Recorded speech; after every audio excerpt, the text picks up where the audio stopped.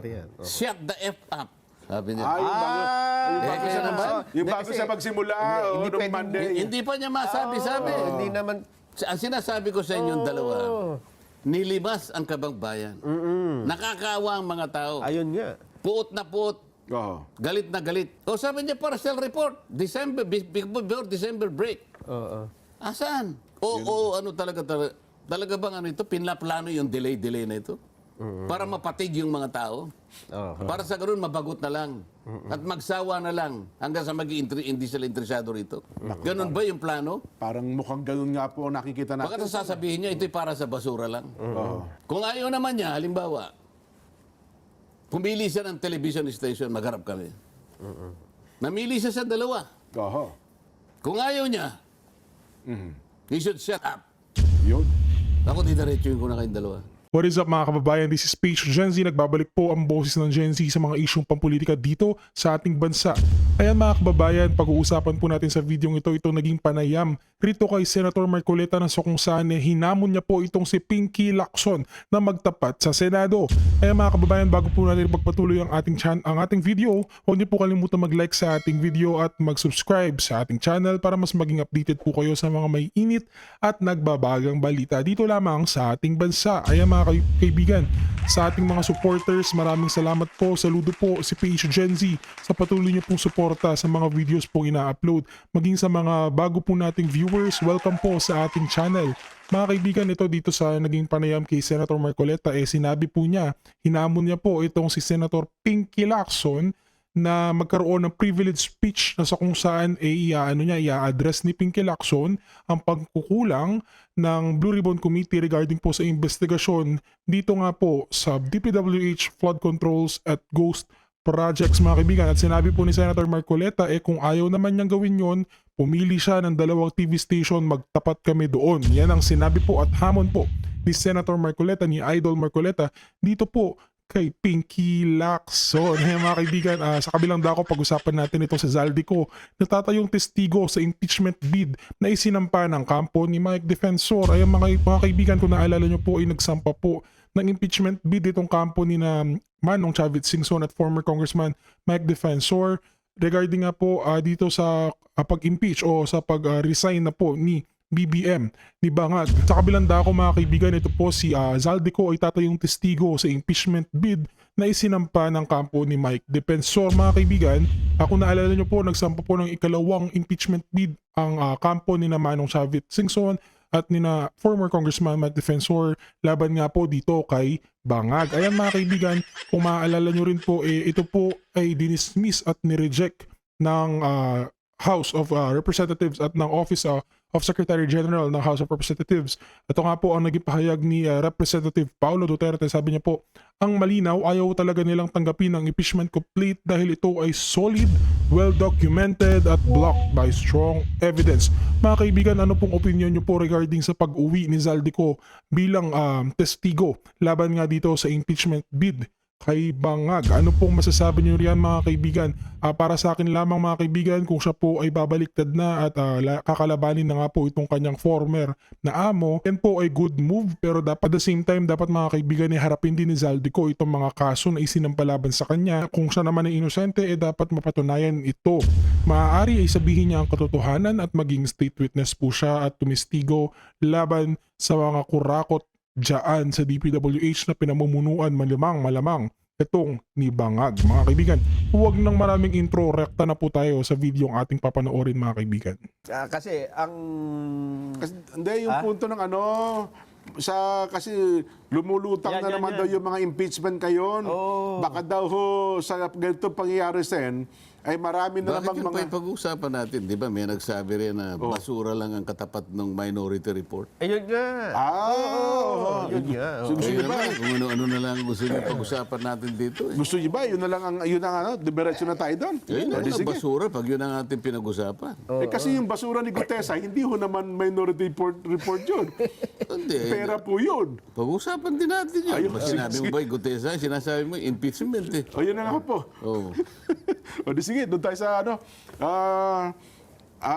reaksyon po ito doon sa mga kasama ninyong senador.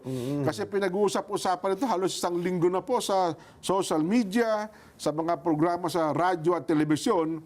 Yun hong isinamitin ninyong minority report doon sa flood control anomaly. Ang totoo, Sen, bago nga po pala, ito'y tinalakay natin parang isang buwan na po sa palatuntunan ito, hindi ko ba? Bago matapos ang taon. Oh, na kayo ay gumawa ng isang minority report at yun nga po ang nilalaman at may mga rekomendasyon pa kayo para matigil yung mga iskandalo dyan po sa DPWH, Sen. Di po Hindi ba? nila pinapansin pagka dito natin dinidiscuss. So, ang ginawa namin ni SNIME, doon na Opo. lamang sa Senado. Opo. Tinawag namin yung mga inakala naming magagamit namin na pwedeng sila ang magsalita laban dun sa aming inihayag na minority report. Ayun nga, ganun na nangyari. Ganun pala yung technique.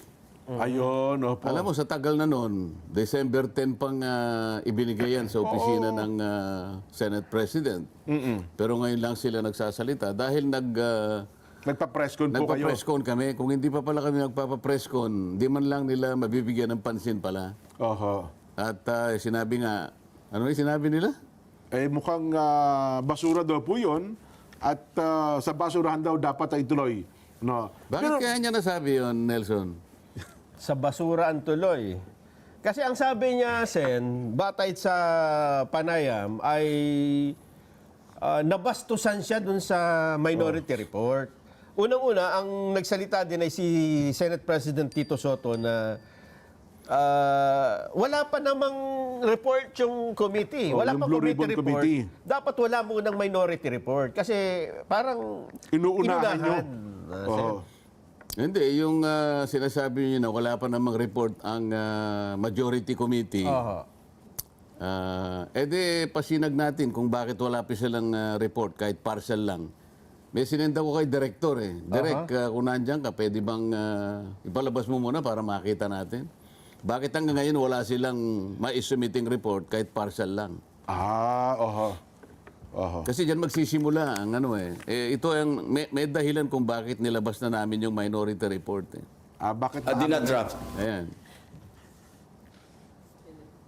Sige, direct. Dina-draft. Mahina itong mga staff ko. Sabi ko, before mag-break noong December, tapusin nila eh. Ngayon wala pa. Wala, nakatingin lang sa akin, walang tumatango.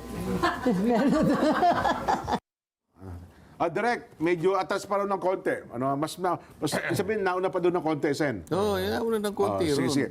Inaayos po May nagtanong nila. sa kanya eh. Yan yung tanong, para maintindihan natin. Oo. Sige, medyo buffering lang yan, Sen. Ano? Alam mo yun, medyo yung ating mga aparato. Habang inihanda po nila, bigyan niyo lang po kami ng konting background. Ano ba itong minority report na ito, Sen? Sa kabatiran lang po ng ating mga Alam mo, taga-subaybay, taga-pakinig. tinawag naming, lalo na ako, tinawag kong minority report dahil wala pa nga silang majority report. Hindi ko maintindihan kung bakit sinasabi nilang ang katapat niyan ay basura lang. Opo.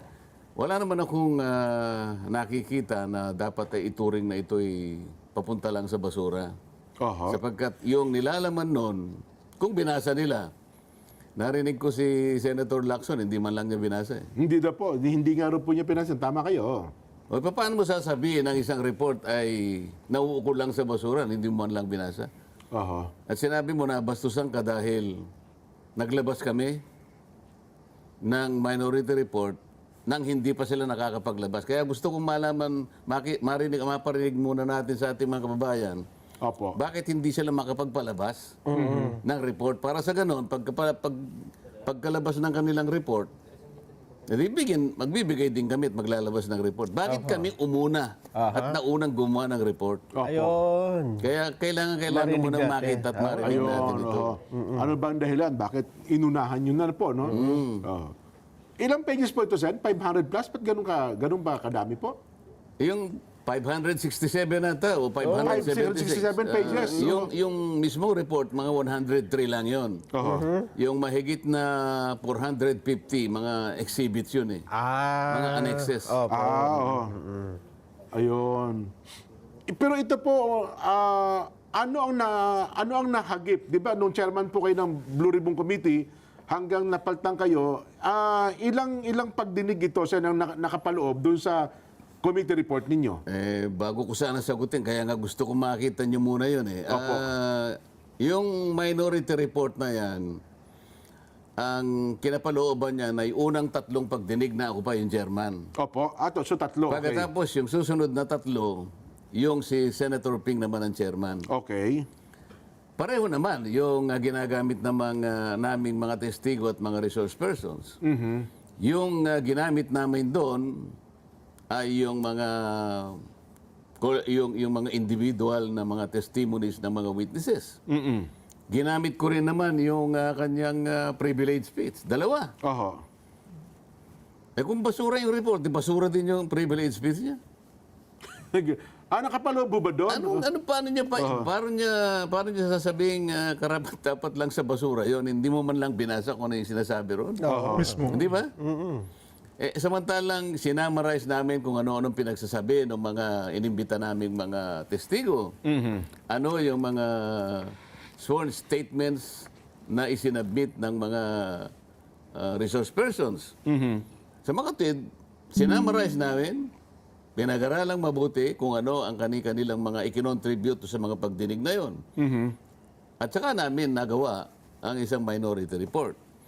Ngayon, kaya sila parang nagsisentimiento, bakit kami inunahan ninyo? Opo. Kasi sa mga tuntunin naman namin, sabi niya, kinakailangan mauna muna yung majority report. Tama po. Oo. Ba't sila nagbigay kagad? Kaya nga gusto ko sana mapanood nyo. Ba't ba hindi natin Kaya po, okay na ba? Wala pa, saglit lang daw po. ako na lang magkukwento. Opo. Sige. Sige po, Sen. Habang inahanda nila. Tinanong kasi siya habang siya ay nagpapa-interview. Meron na po ba kayong ilalabas na report ng Blue Ribbon Committee? Opo. Partial lang, sabi niya, partial. Kaya lang, may hina itong aking mga tauhan eh. Sinabi ko sa kanila, before the December break, dapat meron na kaming maibigay na report kahit partial lang. Nakatingin lahat sa akin, tatangu-tangu lang. Oho. Kailan ba gagawin yung report na sinasabi na yan? Maihina pala yung kanyang mga sariling tauhan. Ang mga tao, Jen, Nelson, naghahantay. Nagagalit sa nangyari sa Kabangbayan. Ano? Bagot na sila kung may mangyayari pa dito sa ginagawang investigasyon na yan. Oho. Pagod na sila ng kahihintay. Opo. Noon pa man. Kaya naisip ko, totally, ayaw niyong pansinin. Binigyan ko na yung opisina ng Senate President. Alam mo, Jen, para makatulong lang kami. Baka naman sa paggawa namin ng minority report na yun, mamotivate naman sila na gumawa na rin tayo. Opo. Kasi kung titingnan mo, baka naman kapag binasa nila yun, makatulong sa kanila. Dahil ang pinanggalingan naman, hindi naman sarili naming opinion yun. Oho. Testimonies ng lahat ng mga inimbita namin. Mula sa mga pahayag Oho. at sa mga statements. So individual or even collective testimonies, pinagsama-sama namin, inaral, sinamarize, at doon ipinakita namin yung mga eskema na ginamit. Kung bakit nagawa nila itong mga ganito. Oho. Ano-ano ang sent namin doon per district. Kung bakit may mga distortions, yung mga allocables na tinatawag. Merong isang distrito, merong 5 billion, merong 11 billion, yung party list, wala. Anong gagawin mo dyan? Paano hindi mo sasabihin na talagang At pagkatapos meron din kaming mga suggestions, may mga recommendations. Tama, opo. May mga panukalang batas na nilinya namin doon na yun ang pagsisikapan namin na isulong para sa ganun, hindi na maulit ang mga pangyayari na yan. Oho. At meron ding mga personalities na involved doon na sinasabi namin maaari silang makasuhan sa iba't ibang mga either civil, criminal, administrative, at kung bakit. Opo. At ano-ano ang mga batas na maaari nilang nalabag. Opo. Lahat ng yan ay nakasulat doon. O, bakit sasabihin mo na Parang basura yan? pambabastos to. Sabi ito Sen, sabi ni Senador Lacson, how will I respect a document that symbolizes disrespect towards the Blue Ribbon Committee and the entire Senate? Respect begets respect. How will I, as chairman of the Blue Ribbon Committee, treat with respect a document that symbolizes disrespect toward the Blue Ribbon Committee and the entire Senate, both of which they are members? So, there is no place for the minority report but the trash bin. Yun po ang mga binanggit niya. So mukhang... Jason, anong masasabi mo ron? Oho. Kaya binanggit ka niya, parang hindi niya ata Nabasa pa. binasa man lamang. Oo nga. Anong disrespect doon? Oho. Yung bang kami makapag-ambag sa kanila? Doon sa nakita namin, sa aming palagay ay, eto na, Opo.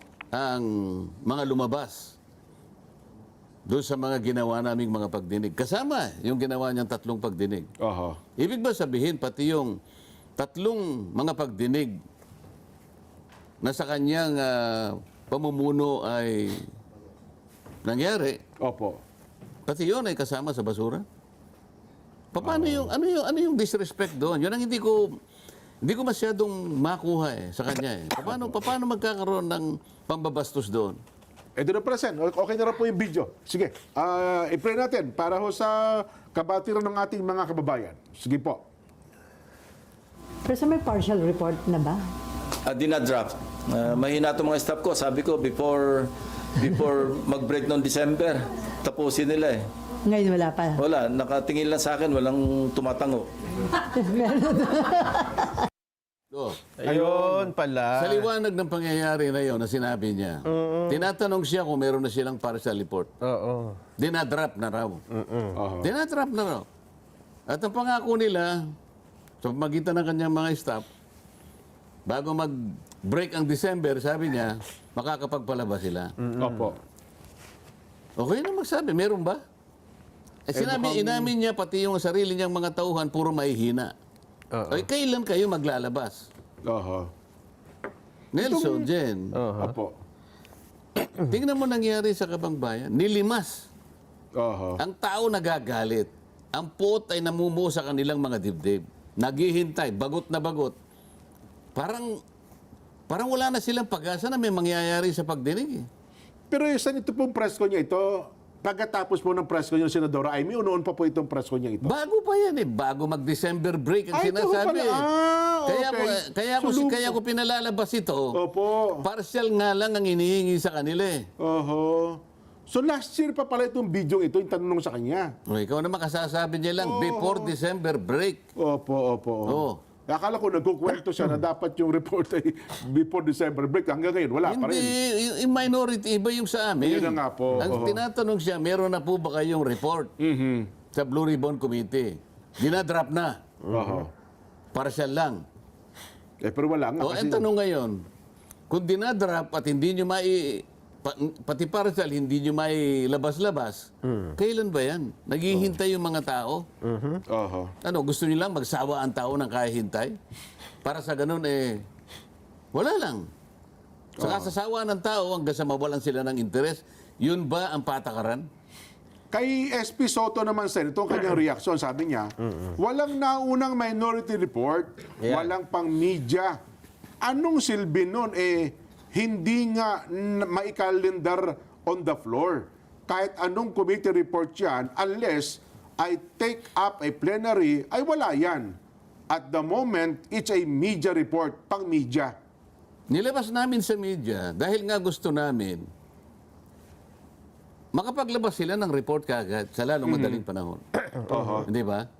Bakit sinabi ba namin pag nilabas namin yung minority report, ite-take up? Sinabi ba namin gano'n? Hindi. Oho. Sa kagustuhan lang namin na mapagsilbihan ng bayan na naghihintay, ano ba talagang nangyayari? Wala pa bang report dyan? Wala pa ba kayong may re-report sa amin? Wala kayong may uulat sa amin? Samantalang nilimas na, sinimot na ang Kabangbayan. Ganyan ba? Ilang pang pagdinig ba Oho. Ngayon, nung ginawa namin yung minority report, para sa ganun, maingganyo man lang sila. Okay. Yun ang pinakapakay nun eh. Oho. Hindi para sabihin namin, wag na kayong gumawa, ito na yung sa amin. I-take up natin sa komite, sa plenary. Wala mang may sinasabing ganun. Hindi naman pwedeng mangyari yun eh. Oo nga. Oho. So, pero siguro, ang point lang nila, Sen, ba't yung parang inunahan nyo kasi kami eh. Kami ang... Kailan nga kayo maglalabas? Ayun. Paano nyo sasabing inunahan kayo? Kailan ba kayo maglalabas? Ay, maglalabas pa ba kayo o hindi? Ayun lang. Ano nga, oo.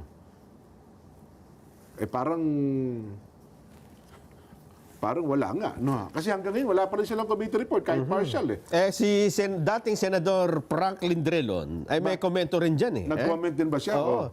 Ang sabi naman niya, Senador Rodante Marcoleta and Amy Marcos did not follow proper Senate procedure. The report should have been submitted to the Senate Blue Ribbon Committee, which is tasked with investigating the anomalies. The procedure followed is not in accordance with the Senate procedure, and it is indeed discourteous to the Blue Ribbon Committee. Isa pa rin naman yan. Oo. Alam mo kung siguro, ay wala sa Senado, hindi ako magkukomment eh. Aha. Yun ang respeto. Aha. Pero kung, ewan ko, baka gusto na naman kumandidato, kaya nagpipilit na namang magkomento kahit. Sinasabi ko ba na itong minority report ay nakasalig sa mga rules eh. Kasi yung rules namin ay magbibigay ka ng concurring report or dissenting report kung tapos na yung majority report. Yes po. Ang problema namin, Wala eh. hindi namin alam, kagaya ng kanyang pagpapahayag, kung kailan ba magkakaroon ng report. Inip na ang mga tao. Kaya nga namin ginawa yon. Baka sakali, kaya hindi namin sinabit sa Blue Ribbon Committee. Jen. Yun, no. Sa Lalo tao ba? siyang, baka sabihin niya, lalo siyang may insulto ron. Hindi, kaya binigay namin, binigay ko sa opisina ng Senate President. Baka silang dalawa man lang mag-usap, tahimik yun eh. Opo. Nakagawa na sila nito ah. Ayaw mo ba na bilisan din natin? Ayun. Baka yun naman eh, yung pakay nila, kaya nila binigay. Hindi nga nila nilabas to eh. Opo. Di ba? So ang layunin nyo talaga sila, i-call lang yung kanilang attention na kayo, gumawa din ng report kasi baka makatulong itong... Kasama na, hindi, pantulong talaga yun. Kung Ayun. talagang gagawa kayo ng report, bilisan ninyo kami, nakagawa na kami. Oho. Anong masama doon kung halimbawa, binasa nila yung report? Ang problema, si Franklin Drilon, hindi rin niya binasa yan. Palagay ko. Sa bagay, oo. Senator Ping, sinabi niya, hindi ko binasa yan. Opo. Si Senator Soto, ayaw ko binasa niya sapagkat meron siyang kopya. Siyang kauna-una nagkaroon ng kopya. Opo. Bakit nyo kaagad hahatulan? Sasabihin nyo para sa basura lang. Hindi nyo man lang binasa. Oho. Ang pinagkunan namin yan, hindi namin sariling haka-haka. Hindi namin sariling panukala. Yan ay galing sa mga taong tinawag natin, tumistigo, tumulong sa atin para linawin ang pangyayari patungkol din sa mga maanumalyang pagpapatupad ng flood control projects. Oho. Ayun. So kung nagkaroon pa ng partial report man lamang sana ang Blue Ribbon Committee sa pangunguna po ng Senator Ping, wala sanang issue dito, Sen, no? Sana. Kasi baka makatulong pa po yung inputs ninyo. Hindi, tsaka natin masasabi ngayon, pwede naming ihambing yung ginawa namin kung yung partial report ay medyo kahit papano malapit-lapit doon sa ginawa naming pag-uulat. Oho. Oh. Alam mo, kaya sila siguro nagkakaganyan. Nung nag-press release kami, nasabi namin ni Senator Amy na parang bitin kami sa nakaraang pagdinig. Opo. Nung tanungin kami ay, sabi ko bilang isa, bakit ang naging concentration, sabi ko, ay yung discrepancy sa mga coordinates? Oho. Kako Septyembre pa ako, kung di ako nagkakamali sa pangalawang pagdinig, sinabi ko na mali lahat ang ginawa nilang pag-uulat at pag-i-input sa sumbong sa Pangulo dahil ang binigay nila ay isang application na multi-year. Oho. Meron sila kakong mas accurate na pamamaraan para matukoy yung mga coordinates, yung PCMA. Yes po. Okay, meron pa silang Survey 123. September pa yun dyan. Siguro kung hindi una, pangalawa sigurong pagdinig. Pinrob ko na sa pagitan ng sample, 14 na sample, na magmula sa siguro mga 70 meters hanggang 400 meters ang discrepancy. Kaya nga ako magkakaroon ng problema sa pag-iimbestiga lang. Dahil ang coordinates puro mali. Bakit nag-concentrate na naman doon? Ayun. At doon pinuprove nila na mali talaga ang coordinates. Uulitin ba na naman nila yung sinabi namin? Pagkatapos, mas marami ka ako ang dapat tinanong nila doon. Halimbawa, natatandaan ninyo, ewan ko si Nelson kung napansin niya, noong merong plenary debates ng itong 2026 budget, at dinideliberate yung DBCC budget. Yes po. Hindi. Bale, kaugnay ng budget, ang nakaharap ay yung members ng DBCC. Opo. Ito yung economic cluster. Doon niya ibinunyag na tinawagan daw siya ng pansin ng dating Yusek Bernardo ng DPWH. At di umano ay sinabi sa kanya na yung binanggit ni Saldico sa kanyang pagpapahayag sa video na 100 billion. Sabi gano'n. Hindi po gano'n ang talaga nangyari. Merong 100 billion sabi niya. Pero yung 89 billion ang nag-implement DPWH. Hindi nga napanood niya. Napansin mo namin yun. 89 billion ay inilatag ng DPWH. Yung 29 billion other agencies.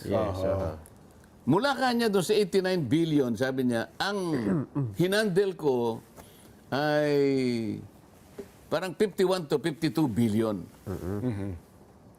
Ngayon, ang porsyento doon 16%. Opo. Sinabi niya, yung 6 billion, ay yung 8 billion na 16% nung about 51 to 52 billion, binigay daw ni Yusek Bernardo kay Yusek Traigib. Yun. At si Yusek Traigib naman, binigay kay Yusek Adrian Bersamin. Doon sa kanyang pag-interpellate, sinabi niya, alam niyo kanya si Yusek Bersamin, niname drop niya lang si Pangulong Marcos. Bakit niya natiyak na nagkaroon pa ng investigasyon sa Blue Ribbon Committee na nagkaroon ng kahit papano ay natukoy namin na yung Yusek Bersamin ginamit ang pangalan ni Pangulong Marcos. Dito wala tayong gustong bigyan ng kasalanan. Ina-analyze lang natin. Sabi niya, diname drop lang ni Adrian Bersamin ang pangalan ni Pangulong Marcos. Sa mga tweet, inaalis niya kagad eh. May conclusion na. Parang may conclusion na siya na yung sinabi ni Adrian, sinabi ni Saldico, na yung 100 million ay nilatag ng opisina ng Pangulo sa NEP. Sabi niya, hindi ba dapat ito yung unahin? 8 billion yun eh. Kinukwento pa niya kung paano nagbibigay. Yun daw 8 billion na yun ay diniliver sa 10 pamamaraan, sa 10 panahon, instances. Meron pang nagpupunta sila sa basement ng Diamond Hotel. Na kung saan gagamit ng parehong armor van si Traigib at saka si Bernardo. Yung isa puno. Pagkatapos magpapalit sila. Hindi ba seryosong akusasyon na conclusion na yun eh? Totoo po. Bakit nagharap sila? Itong huling pagdinig na to, nagharap si Traigib. Nagharap sila ni Bernardo. Tinanong ni Senador Kiko, ito, nababasa ko yung sinasabi ni Bernardo, na ikaw daw, binigay niya yung 8 billion.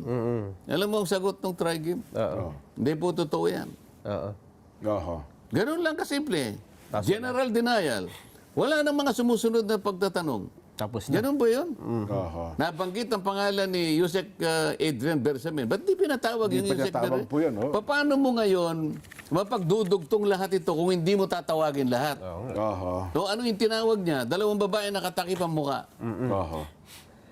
Bago nyo ituloy, Sen, Saglit lang, higop po na kayo ng mainit-init na kape, pamparelax. Ano, ha? Kasi po, libre ang bakuna sa LGU Health Centers at DOH bukas at napatunayan pong ligtas at epektibo para hindi po maospital at maiwasan po ang mga nakamamatay na sakit. Tandaan niyo po mas mahal ang magkasakit kaysa magpabakuna.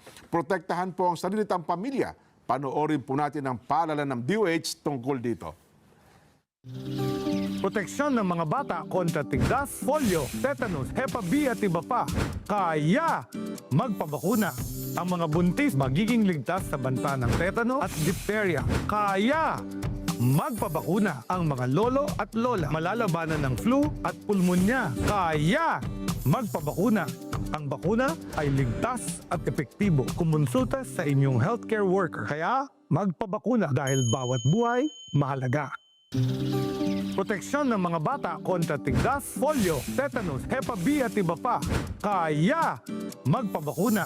Ang mga buntis magiging ligtas sa banta ng tetano at diphtheria. Kaya magpabakuna. Ang mga lolo at lola malalabanan ng flu at pulmonya. Kaya magpabakuna.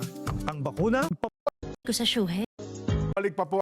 Mukhang nabay sa uso. And start at roll now. Channels. Let's Net Together. Sen, Ano, patuloy ng ating talakayan, ang napansin nyo, Sen, bakit ang ipinatawag ay yung dalawang babaeng nakatakip ang... Di, pero doon sa punto na yun, Sen, vital kasi yung dapat statement ni Adrian, eh. Di ba? Kasi siya ang nagsasabing yun daw ay Diniretso sige to niya, ganyan, tsaka eh. may conclusion siya na sinasabi. Opo, eh. I will identify officials of government, sabi niya. Sinabi, Yusek Traigib. At saka si Yusek Bersamin, he was name-dropping the president. Sa mga tweet, inalisan niya kagad ng responsibility ang opisina ng presidente. Alam niya yan, name-drop the name of the president. Yes. Ganun siya kasigurado. Kinunclude niya. Pero bakit hanggang ngayon, hindi niya tinatawag yon. At nandun yung Traigib, nandun yung Bernardo, dapat nandun din yung ano. Yung sinasabi ko, Bersamin, kung sino-sino yung pinipresenta ng mga testigo. Ano ba sinasabi niya? Sabi niya, doon sa kanyang opening statement, Opo. nung Monday. ito sinabi niya, let me emphasize one point. Ayan. We always go where the evidence leads us. Aha. Ha? We do not target any particular person nor we have the intention to cover up for anybody. Taliwas ito eh. Oo nga. Wherever the evidence leads us.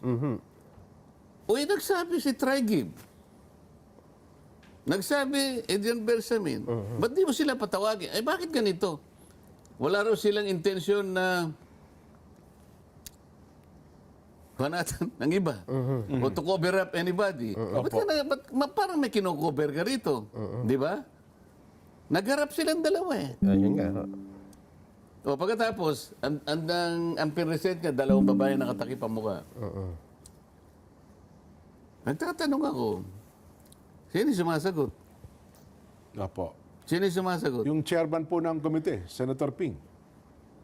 Hindi ba ikaw, alam ba, ikaw tinatanong ko, si Nelson nasagot. Ano sa tingin mo ang mararamdaman ko? Well, yun na nga po.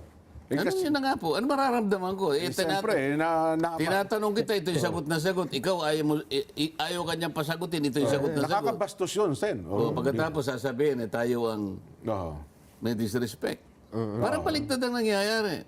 Kasimple-simple lang ng tanong ko eh. Sabi ko to sa babae, sino po ba yung may-ari talaga ng bahay na pinag-uusapan natin sa 30 Tamarin Street? Bigla siya nagsalita. Pero hindi ko siya... Oo nga, pabagalang Hindi ko siya sinasansala. Okay. Tanong na naman ako. Opo. Sagot na naman siya. Tanong pa rin ako. Ang haba nga po ng explanation. Sagot na naman siya. Sabi nga ng isang observer alam mo na pala yung mga sagot niya. Ba't pinresenta mo pa dyan? Para ano yan? Ang gamit lang pala nung dalawa na para ituro si Diskaya na si Diskaya raw ang nagsabi na umalis na kayo dyan dahil gagamitin na ng bagong may-ari. Dahil ang bagong may-ari na nasagap yata ng Blue Ribbon Committee Chairman meron na tayong chismis ng bagong may-ari, Martin Romualdez. Kaya pala pinaturo si Diskaya Diskaya, oo. para ang maisip na naman tao, wala yung chismis na si Romualdez ang may-ari kung hindi tinuturo si Diskaya. Ayun. O, akala ko ba wala tayong kino-cover up dito? Oho. Hindi ba? O tapos, sabi ko, Mr. Chair, baka naman Pwede makita rin yung... sabi ko, parang maganda naman yung mga ano natin, itong mga Opo. testigo. Para man makita natin yung kanilang kagandahan. Pangiti-ngiti pa siya. Hindi kasi na-commit ko sa kanila na kung tetestigo sila, sila naman ay na gano'n din, nakiusap, natakpan ang kanilang mga mukha. Alias na nga lang daw ginamit nila, para di Kaya makilala. na alias ang ginamit para kasi pinagbigyan. Nakalimutan niya, itong isa nasa kaliwa ko, pinatanggal yung kanyang maskara. Si, RD, Pakanan. Nagre-request Opo. din na... ano Nagre-request din ito na takpan ng mukha. Hindi ko naman malaman kung talagang binalot niya talaga yung sarili niya. Eh, nga. Oho. Ha? So, pinabakbak lahat ang ano. Oho. Ngayon- Pinagtulungan nga po kasi disrespect daw sa Senado yun eh. Kaya nga, ngayon, paano ngayong wala kaming kino-cover up? Pero yung dalawang babae naka-cover up ang mukha. Itong isa, tinanggal yung ano, disrespect, sabi nila. Oho. Yung dalawang babae, hindi disrespect, nakiusap. Wag na po. Ano ba naman ang masama? Ang pag-uusapan lang naman pala kung sino yung nagsabi sa kanila na umalis na kayo. Ayun nga. Yung ba ay nakakatakot? Nakakulong yung kanilang itinuro eh. Oo Si nga po. Carly. Yung asawa nakakulong sa Cebu, itong lalaki nakakulong yata sa Senado hanggang ngayon. Nakakatakot ba yun? Ba't ayaw mo ipakita yung mukha mo? Na ang gusto na naman sabihin, pinaalis po kami ni Ginoong Colonel Diskaya. O ba't kinakailangan takpan mo yung mukha mo? O with added dramatization. Nung si Gutesa ba, pinresenta ko? Oho. Pinagtakip ko ba ng mukha? Ay, hindi ho. Walang ganon. Ha? Oho. At saka halimbawa, kung tinanong si Gutesa, kayo sumagot, ano kayang reaksyon niya? Baka, Yun nga lang pinapalta niyo, pinakita niyo yung di ba? Yung Oo nga. scripted daw eh. Scripted. Yun agad ang Oo, yung kagad eh. box sa Oo. inyo. Oh. Oo. Meron bang sworn statement si Gutesa nung siya, mag-testify? Meron po, di ba? O yung dalawang babae, sabi niya, meron sworn statement, pero hindi niya kami binigyan. Kasi kung binigyan niya kami, makapagtatanong kami sa kanila. Makapag-prepare Yung dalawang kayo. babae na yun. Oho. Oo. Tingnan mo yung diferensya ngayon. Oo nga. No? O pagkatapos, sabi nila, ano ba? Let me emphasize one point, we always go where the evidence leads us. Yes, sabi po yun. Oh. Lahat ng mga testigo, tinuturo si Martin Romualdez. Oho.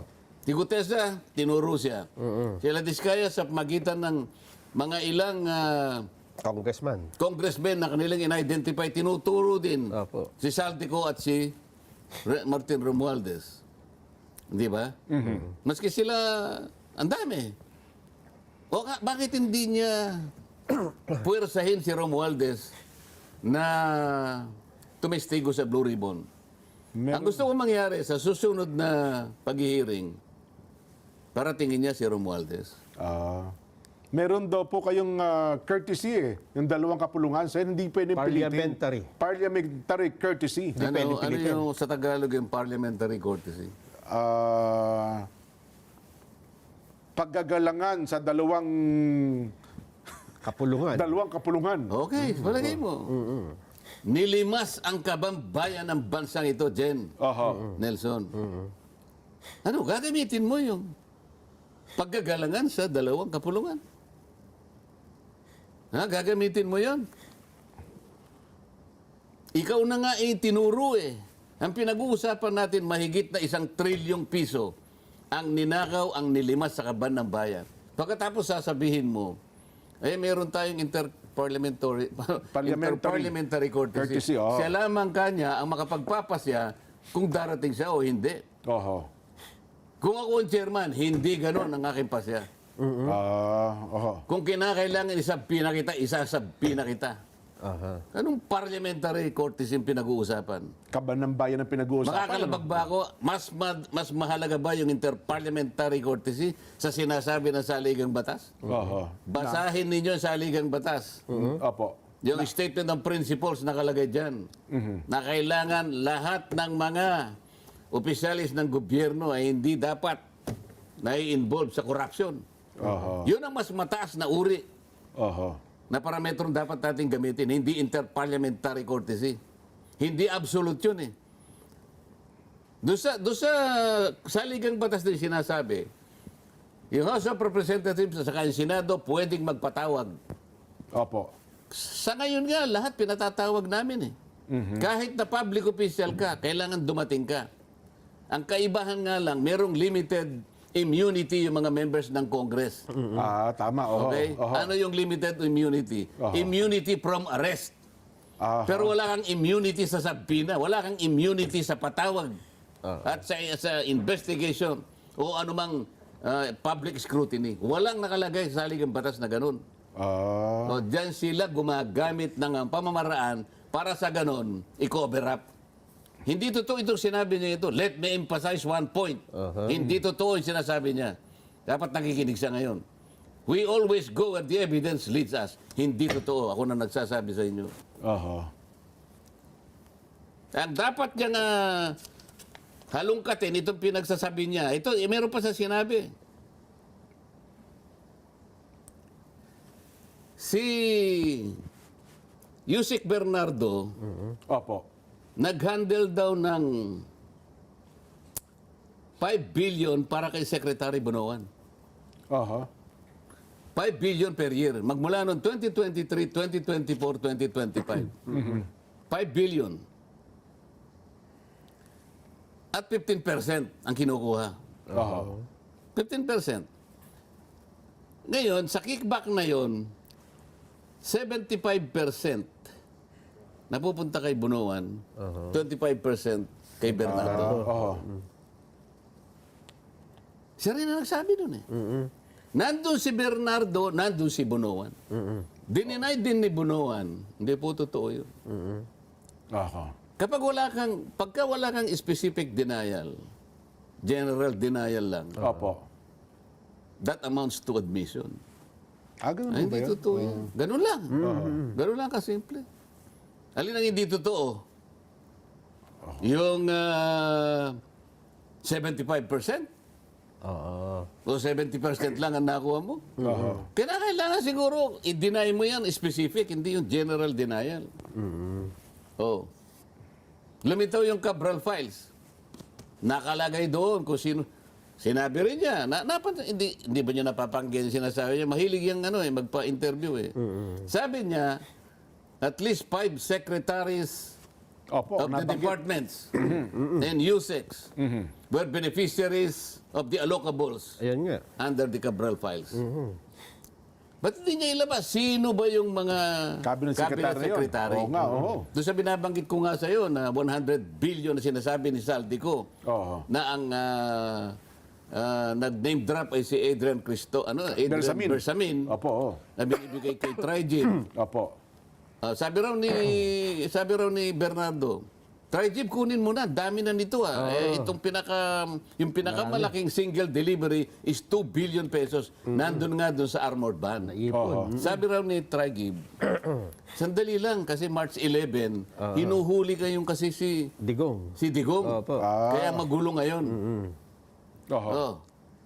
Pero kanya itong circumstansya ito, may kinalaman pa kanya doon sa pagpapalit ng ES kaya sa Makati, may connection pa daw si yung bagong hirang na executive secretary na si Secretary Ralph Recto.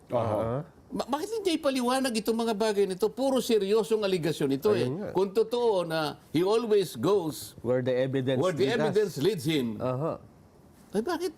Dalawang babae ang nilagay niya ron nakatakip ang mukha. Oho. Parang nakalayo. Kasi laging ganun sir, lagi may Nawawalan pa-suspense. ng pasensya ang tao pagka ganito eh. Malayo nga, Nabanggit yung 30 tamarin. Tinatanong ko eh. Sabi ko dun sa babae, alam mo ka ako, si Saldico, narinig ko nung siya'y nagpapahayag niyan. Kahit na paunti-unti nga niyang nilalabas yan. Opo, sa pamamagitan ng video. Nabanggit niya yung 30 Tamarin Street na yan eh. Diyan siya nag-deliver ng 1 billion. Ano mo yun? Narinig mo ka ako? Napakinggan mo ba? Napakinggan mo, napanood mo. Hindi po kanya, pero... Hindi daw nila maalala. Oo. Hindi, pero naalala ko po, merong nakapagsabi na ginamit nga po yung... Oo. Pagkatapos noon, ay siya na yung sumasagot. At yung isang babae na yung gustong sumagot, ayaw nang pasagutin yung isa. Ay, wala po kaming narinig na ganyan. Wala po kami napanood na ganyan. Hindi ba importante yung 30 Tamarind? Doon pala yung 1 billion Totoo. na doon diniliber. Kasi nagtaka nga ako, parang hindi nila kinala yung saldi ko eh. Kasi halos lahat nakapanood ng video eh. Nung tinatanong nyo na, Yun nga yung napansin namin ni Jen. parang hindi po. Sen. O, samantalang si Diskaya na ituro niya. Oo. At Ayun, yun ang naging interesado sila. Oo. Samantalang sabi namin ni Jen, hindi, kung ikaw ang nakatira dun sa address, nabanggit ni Saldi ko yung address mo, magugulantang ka, Ay, di ba? usap-usapan niya, no? Usap-usapan, tsaka tatanungin ka ng mga kakilala mo. Yun nga lang ayaw kanya. Hindi nagbigay ng sworn statement. Hindi ako papayag na siya umupo doon at nakatakip ang muka. Yung ba nasa rules namin na kailangan magtakip ka ng muka? Pinag-uusapan na rules. Wala sa rules daw yung pagbigay ng minority report. Yung pagtatakip ba ng muka nasa rules? Yun ang di namin alam. Ha? Sen. Walang ganun. Subukan mong gawin sa husgado yung kapag hindi ka na contempt. Hoy, tanggalin mo yan. Pasumpa-sumpa ka pang ganyan eh. Paano ka susumpa? Hindi ka nga kilala ng... Oo nga. O kasi may karapatan ako, ina-accuse ako eh. Yun Di ba, halimbawa? lamang pagiging sagrado ng panunumpa. Hinihiya mo eh. Ginagawa mo, binabastos mo eh. Akalain mo sumusumpa ka, nakatakip ang mukha mo. Kaya nung sina-challenge siya ni Diskaya, di ba, sana makita ko rin po yung mukha. Tama lang yun eh. Di ba? Bakit ka mo? Ang pangaraniwang nagtuturo, malinis ang ano mo, ituturo mo talaga eh. Opo. Sabi ni Diskaya, ikaw kanya nagtuturo, pwede mo malaman din kung ano itsura mo, pwede tanggalin mo. Ayaw. Ano ba ito? Sabi pa niya, we laid out how this deeply rooted scheme operates with systemic precision. Ba? Ano ka? Systemic precision, Sus Mariose. Ha? It involves a network of actors. Nalaman daw nila. Namely, the contractors group who collude among themselves to rig public biddings and monopolize flood control projects. Key DPWH coordinators who manage project allocations and orchestrate the collection and delivery of kickbacks. So meron siyang contractors group, meron siyang DPWH coordinator, and sabi niya, intermediaries, agents, or bagman. Pangatlo, di ba? Who received this illicit funds allegedly in behalf of their principals. Bakit yung principals wala kang tinatawag? Ba't ang tinatawag mo yung contractors at ilang complicit do sa DPWH at sa kanilang mga bagman na sila yung tumatanggap in behalf of their principals? Bakit ngayon walang principal ni isa? Bakit ayaw mong ilitaw si Martin Romualdez? Para matanong naman namin, bakit hindi niya hingin yung affidavit ni Martin Romualdez na sinabmit sa ICI? Para yun ang gawin naming basyan para tanungin siya. Talaga bang siya ay naniniwala sa kanyang sinabi na talagang with systematic Systematic. precision? Precision. We will follow the evidence wherever it leads us. Leads us. Totoo ba lahat to? Na medyo pinasaringan niya yung mga nagrarally. Yung mga maiingay, yung talaga, yung mga tao kasi bagot na. Sabi ko nga sa'yo, pagod na. Nagsawa na ng kahihintay. Baka wala nang mahintay ito eh. Sabi niya, di ba yung mga nagrarally? Opo. Kasama na kami dalawa, di ba? Ano sabi niya? Your noise will not silence the truth. Ba, yung inyong, ganito. Neither does it provide any help in our investigation. Your noise cannot convict and won't even indict the malefactors in this flood control mess. Only evidence does. Yun, ebidensya talaga makagagawa daw. So may pasaring na naman sa inyong maiingay. Kayong nagrarally. Kayong nayayamot na, kayong naghihintay kung ano mangyayari. Ano pa sabi niya? With all that being said, as the chairman of the committee, I say to you, ano sabi niya? Yan na. Ano sabi? Ano po bang binanggit niya? Hindi kayo nakinig. Hindi namin pinakinggan yan eh. Kasi nagpro-programa kami, Sen, nung nangyari yan. Oh. Shut the F up. Sabi niya. Yung bago, kaya siya naman. yung bago Hindi, siya kasi- magsimula, hindi nung pwedeng- Monday. Hindi pa niya masabi, sabi. Hindi naman... Ang sinasabi ko sa inyong dalawa, nilimas ang kabangbayan. Nakakaawa ang mga tao. Ayun nga. Puot na puot, Oo. galit na galit. Makikita mo eh. Naghihintay kung anong kahihinatnan ng pagdinig na ito. O sabi niya, partial report, before December break. Oo. Asaan? O ano talaga bang ano ito, pinlaplano yung delay na ito? Para mapatig yung mga tao? Oo. Para sa ganoon, mabagot na lang. At magsawa na lang hanggang sa hindi sila interesado rito. Ganun ba yung plano? Parang mukhang ganun nga po ang nakikita natin. Baka sasabihin niya, ito'y para sa basura lang. Oo. Alam mo ang gustong gawin niya? Sabihin niya sa Senado ito, Oo. I think he should deliver a privilege speech. Ah. And in the plenary hall, sabihin niya na ito ay para lang sa trash bin. Para sa ganun, meron akong panahon na Matanong kayo. sa matanong Senado para maging opisyal lahat. Siya. Opo. Kaya ako lang dinidiscuss ito. Didiscuss niya Oo. sa media. Aha. Pero mas maganda rito sa Senado. Para recorded lahat. Ano po? Oo. Oo. Yun ang aking gustong gawin niya. Oo. Kung ayaw naman niya, halimbawa, pumili siya ng television station, magharap kami. Namili siya sa dalawa. Oo. Kung ayaw niya, he should shut the fuck up. Yun. Ako didiretsuhin ko na kayong dalawa. Kung hindi niya madiretso, ako didiretsuhin ko kayo. Oo. O, ba't parang hindi kayo makasagot? Sige po, abangan natin, Sen. Kung i-call niya. Tingnan natin kung i-call niya yan. Ano ha? Maganda pong pangyayari yan. At saka, Jen, pagka ganito ang issue, walang sino man ang pwedeng magsabing, manahimik kayo.